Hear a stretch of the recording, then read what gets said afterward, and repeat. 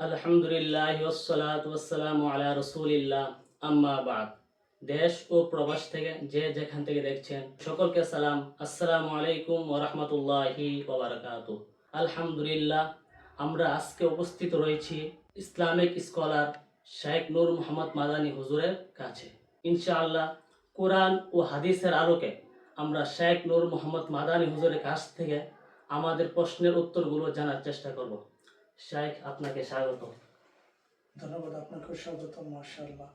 জি, ইনশাআল্লাহ আমরা কোরআন ও হাদিস থেকে আমাদের দর্শকদের প্রশ্নোত্তরগুলো সমাধান দেওয়ার চেষ্টা করবো ইনশাআল্লাহ। শেখ, আপনার কাছে আরেকটু প্রশ্ন যে এতেকাফের বিষয়, আপনি যে পুরুষদের এই বিষয়ে বলেছেন, যেটা বোঝা যাচ্ছে যে পুরুষরা এতেকাফ করার হুকুম কি বা এর ফজিলত কি, তো আমাদের মা বোনেরা যারা রয়েছে তারা এতেকাফ কি করা, তাদের হুকুম কি, বা তারা কি করতে হবে কিনা, বা এর ফজিলত কি, বা তারা কিভাবে করবে, এই বিষয়ে যদি একটু কিছু বলতেন। মাশাআল্লাহ, মাশাআল্লাহ। আরেকটি সুন্দর প্রশ্ন করেছেন। আমাদের অনেক মা বোনরা প্রশ্ন করে থাকেন বা তাদের জানার ইচ্ছা থাকে যে তারাও এতেকাফ করতে চায়, রমজানের শেষ দশকের এতেকাফ। যেমন আম্মাজান আয়েশা সিদ্দিকা রাদিয়াল্লাহু তাআলা আনহা থেকে বর্ণিত, বুখারী এবং মুসলিমের মধ্যে হাদিসটি রয়েছে। আম্মাজান আয়েশা সিদ্দিকা রাদিয়াল্লাহু তাআলা আনহা বলেন যে হুজুরের ইন্তেকালের পরে আজওয়াজে মুতাহারাতগণ, হুজুর স্ত্রীগণ, তিনারা এতেকাফ করতেন এবং তিনারা তিনাদের হুজুরাতে, তিনাদের ঘরে এতেকাফ করতেন।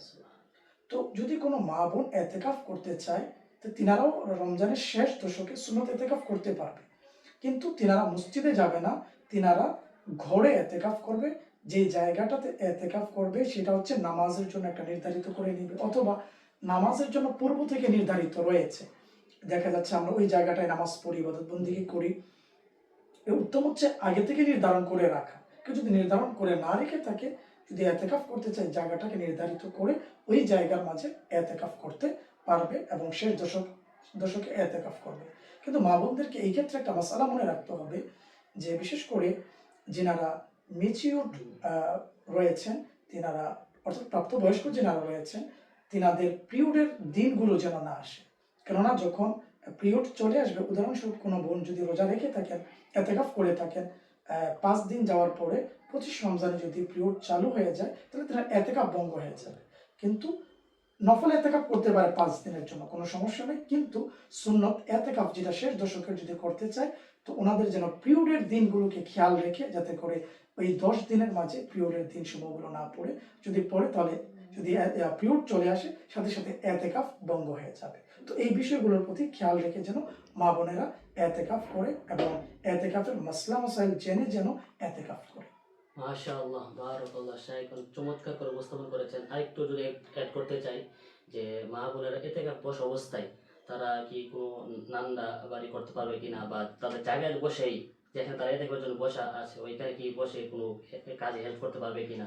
ওই জায়গার মধ্যে বসে যে টুকটাক যে কাজ আছে, সাংসারিক কাজ, ওই জায়গা থেকে না গিয়ে যদি উনি করতে পারবে, জায়েজ আছে। কিন্তু যদি উনি নিজের জায়গা ছেড়ে পুরা ঘর হাঁটাহাঁটি করে যেখানে ইচ্ছা সেখানে যায়, তাহলে তিনার এতেকাফ ভঙ্গ হয়েছে। মাশাআল্লাহ, বারাকাল্লাহ। শেখ অনেক চমৎকারভাবে উপস্থাপন করেছেন, আপনাকে অসংখ্য মোবারকবাদ। আপনাকে মোবারক। আল্লাহ তাআলা আপনার ইলমে, আমলে ও হায়াতের মধ্যে কোটি কোটি বরকত দান করুন। মাশাআল্লাহ। আসসালামু আলাইকুম ওয়া রাহমাতুল্লাহি ওয়া বারাকাতুহু। ওয়ালাইকুম আসসালাম।